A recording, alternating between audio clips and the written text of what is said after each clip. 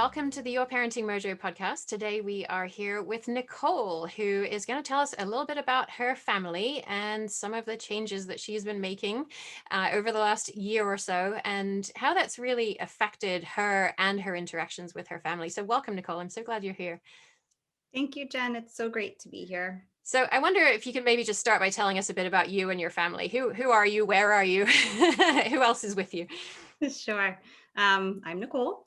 I live outside of Philadelphia, and I guess my past career, I was a speech therapist in the school settings, and I work mostly in early childhood and preschool.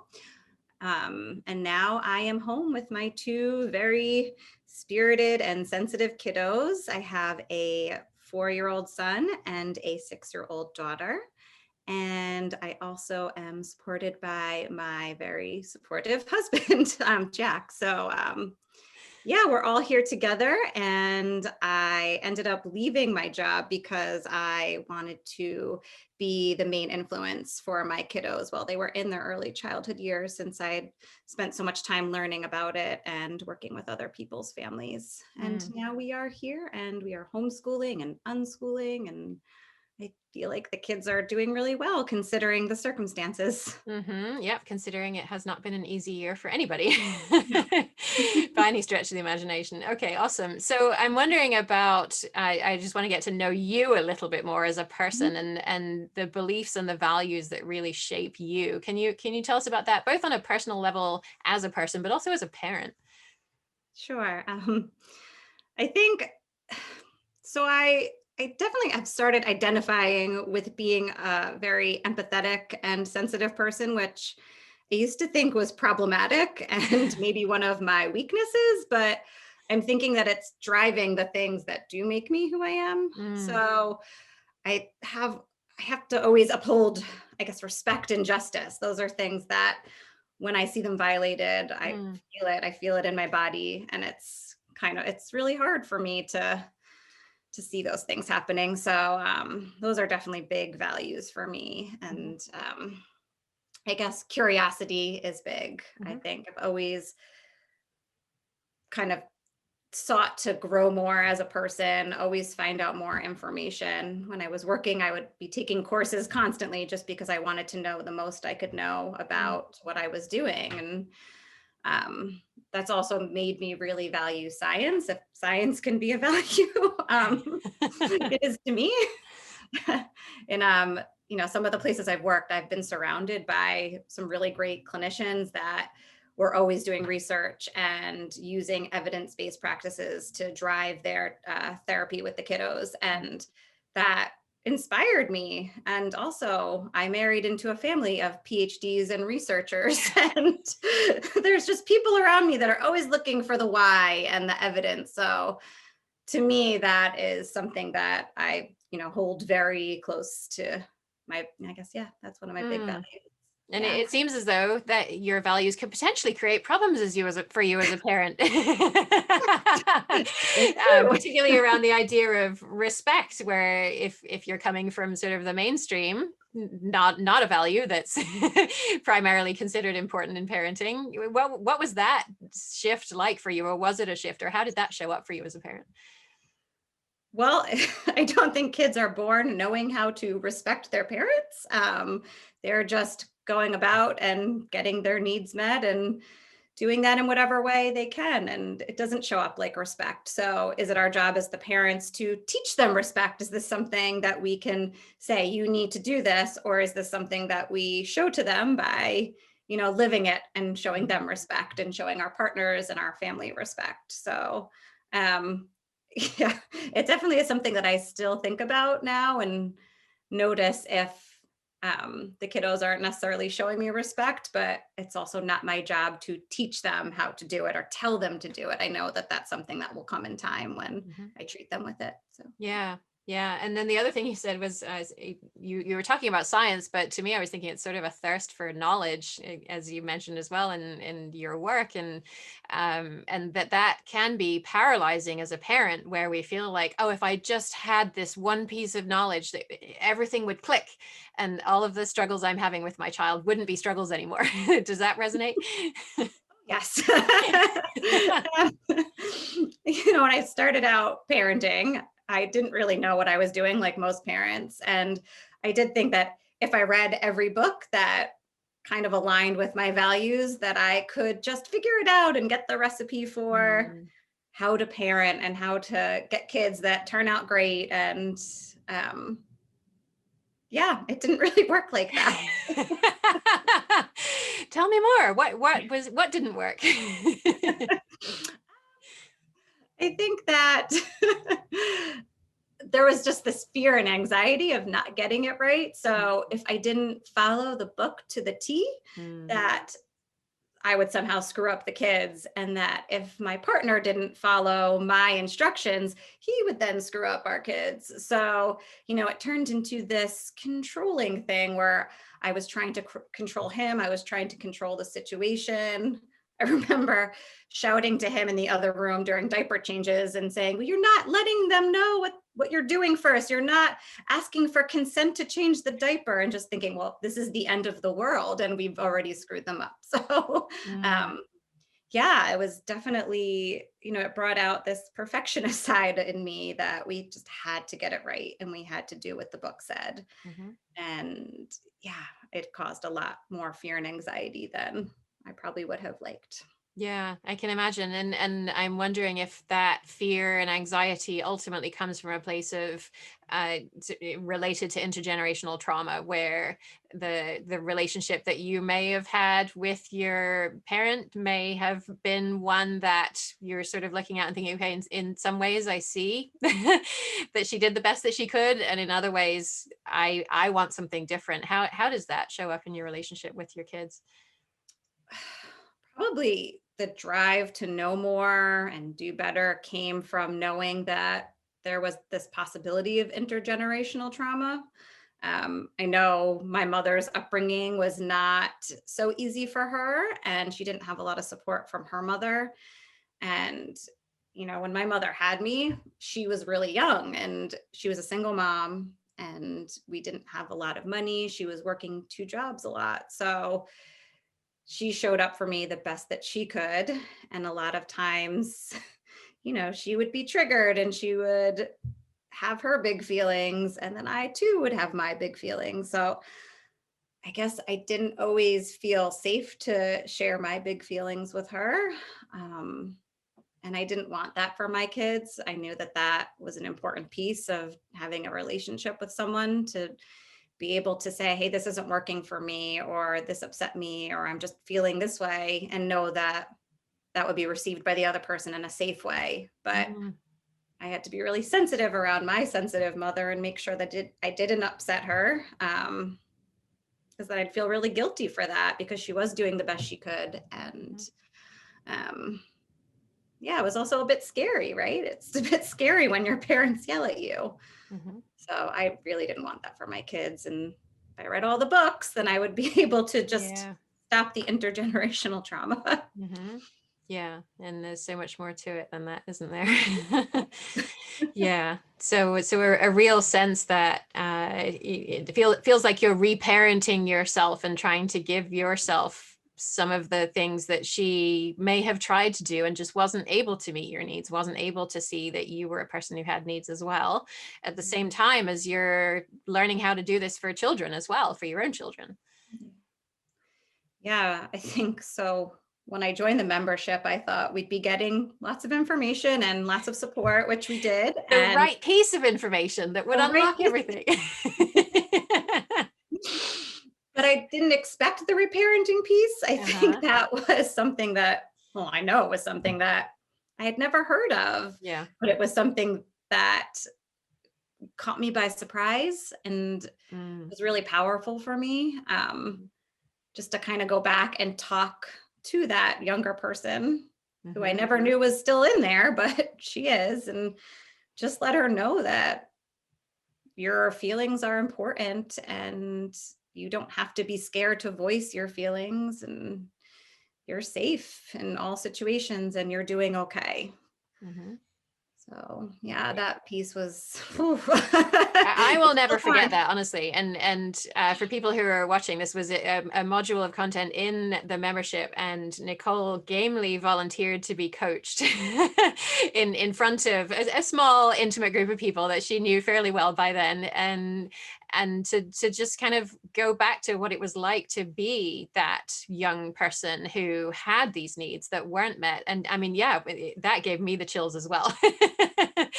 And seeing that the shift that happened in you to be able to say, yeah, I had needs. And I wasn't asking for the world. I just needed to be heard, and for somebody to understand, or try and understand, try and empathize with me, and to be able to say that yes, those were valid, and also, okay, now I can start to see how I can do that for my own children as well. I mean, it was amazing to see you go through that. It Yeah, really I felt really lucky that I had the chance to go through a reparenting coaching session. So, and so I actually don't know the answer to this question. How did you find my work in the first place? well, I guess, phew, someone had given me Magda Gerber's book Mhm. when I first started, Yeah. became a new parent, and it was someone that I worked with and I trusted her. And I thought, okay, I'll look at this respectful based parenting, being child led. And I really liked it. I thought, oh gosh, this isn't something that anyone really does. So I really liked exploring that. And then I found Janet Lansbury's work, but this rye parenting, it only takes you to about 3 years old, the Yeah. toddler years. And then, as more complicated topics come up, I didn't really know where to look. And my 3-year-old was asking, well, at the time she was 3, now she's 6, but um, where we are before we are born and where do we go after we die? And I didn't feel prepared to answer that at 3 years old. And I'm not religious, but I don't want to close the door of religion to my kids with my own beliefs. So I started looking for research-based podcasts on death. so, so that is how I found your podcast Of because, course. I'm sure yes. that's how most people find it. So Okay. thank you for that one. It was really Yes, helpful. yes. It helped me too, actually. 2 weeks after I did that episode, my then 3-year-old asked, "Do you have a mama?" And I was ready to answer that question because I had done that interview. So yes, I'm glad it helped the two of us, and hopefully it helped more people as well. And so then you joined the membership a while after that, and I wonder, what was it like to get going in there, and how did you get started with it? Yeah, I was really excited actually to speak with you because I had listened to probably 80 podcasts of yours at the time. And I thought, oh my gosh, I think it's the introduction of the podcast where you see research-based practices when you don't have to read all the books. And I thought, yes, that's what I need. I don't want to read the books and I like research. So Mhm.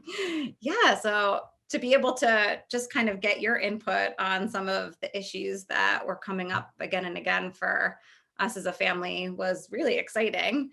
But then the community piece of things where I was talking to other like-minded parents with similar values, getting their advice and hearing their solutions, which really resonated because they were taking this approach to parenting. That was really cool. And I didn't expect that piece. So Hmm. that was kind of energizing to keep going and to show up and Mhm. keep participating in all the modules. So yeah, Hmm. I really like that. Yeah. Were you in other parenting communities already, online or anything like that? I guess informally. So I Yeah. had done a lot of the Rye parenting Facebook groups Yeah. and And there those was something compelling. different there. I'm curious about what was different that you weren't getting in those groups. It's not really a very focused approach. Yeah. So I think Okay. because I'm goal oriented, it's kind of nice to focus on one area and work on it and put it into practice because with podcasts, it's great information, but then putting it into your life doesn't always go so smoothly. Yeah, that's a fairly consistent theme that I hear from parents, is that, yeah, the podcast gives you the information, but then what do you do with it? So Mhm. I'm curious, were you kind of excited by the possibility, or were you kind of scared or anxious, or what was going on as you were making that decision? Um, I mean, I have to say there was a timing element to joining the membership too, because I had gotten an email about the new cohort starting during the first like few weeks of lockdown. Mhm. And I'm just thinking, yes, I am home with my children and I'm not really sure what's going to happen when we're all together all the time. And, Mhm. I can be a little bit controlling and yeah, and I don't want to be. I need something else. A lot of the RIE parenting principles talk about validating feelings. And I think there's just a lot of, yes, you must validate the feelings and you must be the brave, fearless leader and show up for your kids. But that just wasn't working with our kids all the time because their feelings are really big. And yes, you're angry. Yes, you're sad. Yes, whatever it is. And it can drain you. Mhm. And my youngest has really big feelings. So um, they kind of blindside you. They can come out of nowhere. So you're never really like expecting them. And, if you just keep validating feelings without anything else, I just started to detach from him. And I felt Ah, really guilty about it because I couldn't figure out what to do. I thought I was doing what the books said. And yeah, I was really okay. missing that And so piece. what shifted then? What did you start to see differently? Oh, gosh, I guess it was probably with myself and controlling. um, I noticed that by validating him, I was still trying to change him. I was still trying to Yeah. have an outcome that was, of my working. And I think he could sense that, yes, I'm validating you. Now stop crying, Yeah. right? I remember very distinctly that conversation where that specific thing shifted for you. The idea that we can validate emotions and and also have a goal of, okay, if I validate, you're supposed to stop doing it now. Mhm, mhm, Right? That's what's mhm. supposed to happen. But you're He not did it. stopping. He didn't stop. Yeah. Yeah. So just being able to hold space for him now and Mhm. not try and change what's happening with him. I think it's like the most unconditional thing you can really do for your kids to really just see their experience and say, I'm here for you. And, what are you needing in that moment? And kind of like this needs piece that we weren't ever understanding from whatever we were doing before this, but saying, okay, what are you needing? Can I help you with that need? And that has been a really big shift for us. Mm. And also that our needs are important. So I actually need a break before I do this. I'm just going to step over here, take some breaths, and then I'm going to be ready to show up for you in this Mhm. moment. Yeah. It's so Wow. complex. It's so complex. Because relationships are complex, right? Yeah, we're so used to thinking of our children as simple things, and you press button A and thing B will happen, Mhm. and we press button A and we're jamming our finger down on button A and thing B isn't happening. What's wrong with me? When actually that's not how we are in relationship with anyone else in our lives. Right. So why would it be the case for our children? Right. Yeah. And Yeah. and so I'm curious then, is there a specific example that you can think through of a way that this has happened recently where you can see, oh yeah, a year ago I would have handled this very differently, and because of the work that I have been doing, that I now in this specific example showed up very differently, and that is consistent with my values. Is there something along those lines that's happened recently that you can think of? I'm thinking of something that happened this morning. Ah, okay. Yes. So my husband is working from home, which is really nice. And I think it's made us all a lot closer. But my son has become very attached to him and really just wants daddy a lot of the time. And in the mornings, they wake up first and they go downstairs, and my daughter and I sleep in a little bit later. But then when I come downstairs, he knows that daddy's probably going to work and I have to say goodbye to daddy. So when I went down, he was angry with me and he was, saying things like, I want to throw all my animals at you and hurt you and make you go away. Mhm.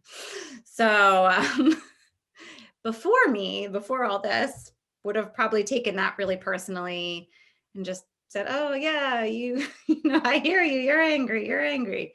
But kind of acknowledging that, oh, you really love daddy, you miss daddy. And when mommy comes down, you know that daddy is probably going to have to say goodbye. How many minutes of play would you like with daddy before he has to go to work? And just saying, would having a few minutes with dad help you? And um, just kind of going, this is the need that you have, right? You really need to connect with daddy before he goes. Like, it's all of a sudden, here's mommy and your time's over. So they sat down and they played Legos together for a few minutes. And then when my husband had to go to work, he said, okay, bye, daddy. Mommy, come play with me. And I, okay, sure. So yeah, so it just, we can just see how his needs are being met and he's okay. And maybe it's not daddy doesn't go to work that day like he's asking for, but it's saying, all right, like 5 minutes should do the trick, and then I'll feel better and more prepared for this. So yeah. yeah. And wow, that's such an amazing example, because it's so easy to take that personally, right? The I don't like you, I hate you, I'm going to throw everything at you. It feels like it's about us. It feels like a rejection of us. And that, what am I doing wrong that my child is saying these horrible, hurtful things to me? Maybe they'll say them to somebody else and I'll be exposed as a terrible parent who has no control over my child, and who's this respectful parenting thing is clearly not working, when actually you heard that underlying message, which had nothing to do with you as a person. It had to do with you as a signal making an entrance into that room. And oh, I love daddy so much, and mama being here now means that time with daddy's over. And yeah, you're not trying to change him. You're just seeing in yourself where he is, and not getting emotionally attached to that, and not having your worth as a parent ride on his approval of you, or his lack of desire in that moment. Say, oh, mommy, I love you so much.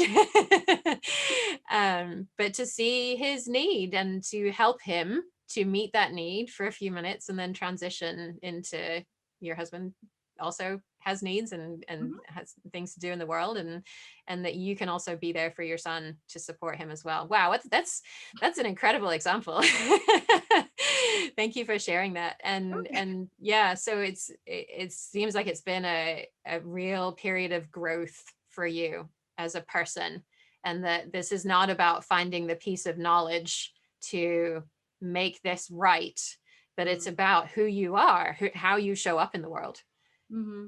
Yeah, I do. I feel a lot more confident about everything, because not because I have the answers, but because I just feel like I know how to connect better with my kids, or just connect with the situation. And I'm not trying to figure out what to do about it, but just how to be there, or remind myself how to be there, so that we are all kind of working on the same page and talking to each other. Yeah. And again, you're absolutely right. Your job is not to provide the answer or even have the answer or even look for the answer, but just to be here in relationship with this other person and see their needs as valid as your needs were not seen as valid when you were a child. You're doing the work here. You're doing Trying. Yeah. Yeah. And that's all of any of us can do, is to show up and to try and do that to the extent that we can, given all of our history and all the things that we're working on and all of the things that still cause us to feel triggered and flooded, and to still try to give ourselves what we need and be there for our children, to truly see them as people. Yeah. And I really liked having that language just to talk about our needs. I mean, we posted the list of needs on our fridge so that if we just can't really identify what's going on with ourselves, especially when we're triggered, which still happens. And Yeah. as you know, my husband is taking the Taming Your Triggers workshop right now. So he's in touch with some of his unmet needs. But yeah, we don't always have the language for that. Yeah. And it's also helping us parent together, because he knows I'm not trying to control him. We can talk about this is my unmet need. This is what I see happening. And then he could say, well, this is his unmet need. And it's not this attack on each other and each other's parenting, but it's okay, how do we figure out how to kind of meet in the middle, or what can we do here? And that's been really helpful for us um, as parents. And we even started doing check-ins with each other when we're not triggered to, how is this parenting thing going for you? How is that parenting thing? So that we can talk about these things more objectively, because Mm, it was a really big source of conflict for us. And we became very conflict avoidant because of it. So nothing mm. was being discussed. So this has kind of opened the communication and helped us kind of align with each other and understand each other more. So Wow, it's which been great which for us. strengthens your own relationship and also helps your children to see this model for what we do in relationships with other people. That yes, things happen and we shout at each other and nothing is perfect all the time. And when that happens, what happens? Do we come back and repair? Mhm. Do we have a way to share this language around our needs that aren't being met, or is it about you didn't do this and you never do that, and and that itself is modeling for our own children. So I'm curious about how that shift happened, because I don't know that much about your husband, but I do know he's English and I do know a thing or two about English people. Not to overgeneralize or anything, but we tend not to be so open about these kinds of emotional things, and sort of a little bit closed off. And so I'm wondering, that's not the case for you. Obviously, you're an empath. You're a person who feels deeply and really resonates with other people. And so he's in this very different space from you, and he is now sort of coming into this world of understanding feelings and needs. How did that shift even happen, to the extent that you can share without compromising his privacy? Well, I think it's really interesting because, I mean, his parents will talk openly about how they parented. His mother is actually a psychologist, and I think Ah, she's very in touch with how she tried to parent. And they never really had conflicts in front of their children. And that was something that was a sense of pride for them at the time. And now, um, I think they said at one point that they wish they had maybe had more conflict in front of their kids. mm, And my husband didn't want to have conflicts in front of our children.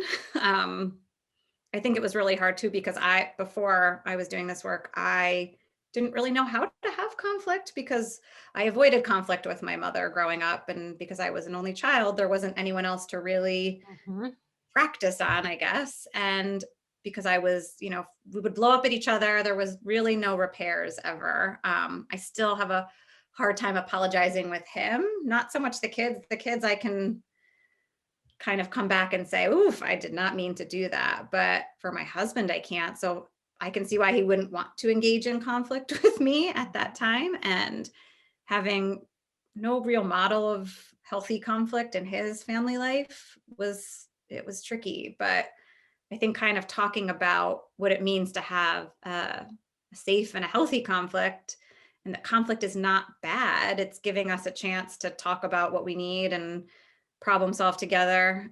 If we're not doing that, then we're not addressing what's bothering us or what's impacting us. And um, I think through a lot of those conversations, just having him understand that conflict can be the source of powerful communication, meaningful communication and connection. mhm. And the kids should see that, because then the kids can figure this out too.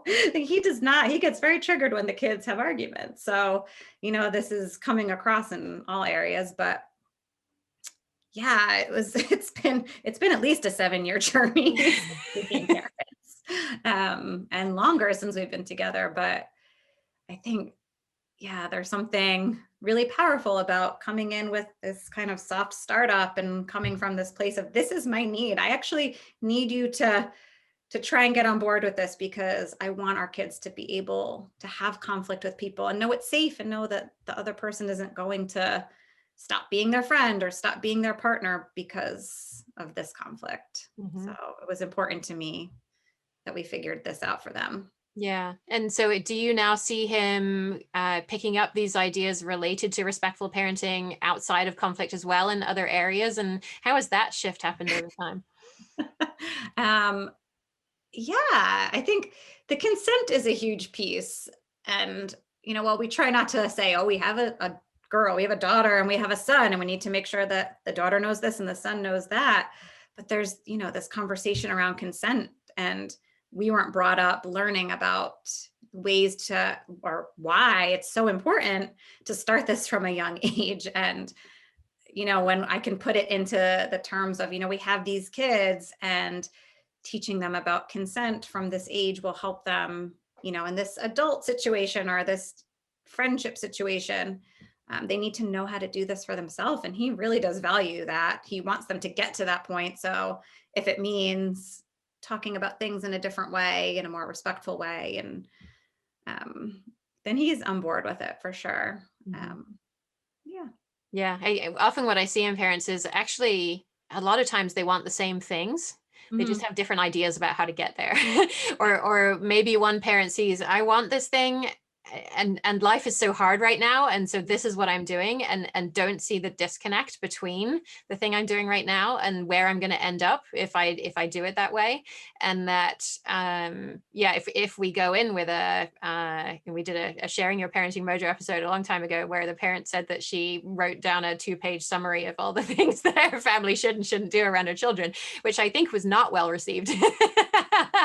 So if we go in with that, then it's going to get the hackles up. But you mentioned the soft startup conversation, which is something that we learned very early on in the membership, as to how to have a conversation that is not coming from a place of, I know the better way and I'm going to convince you of the superior way that I know about, but to say, what is important to you? What are your values around this? Where do you want to go? Okay, may I share with you what's important to me? And can we see how these two things are actually probably fairly well aligned?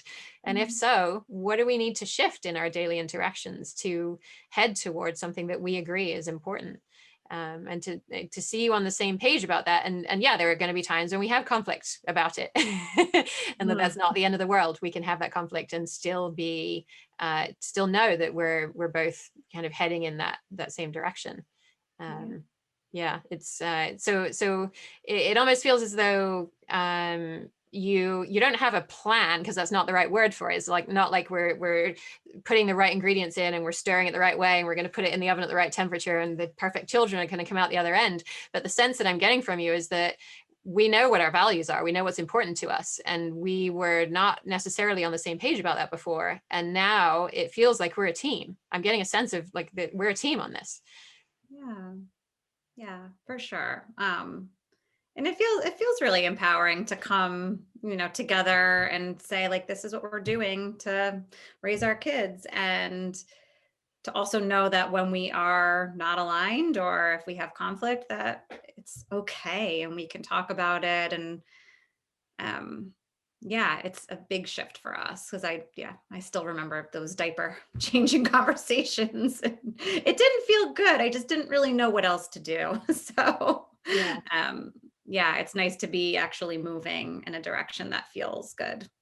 Well, thank you so much for coming on the show and sharing your experience with us. It's been such a pleasure to work with you over the last year or so, and get to know you, and to see this shift that you've been able to make. It's been really amazing to watch. So thank you for trusting me to be part of your journey.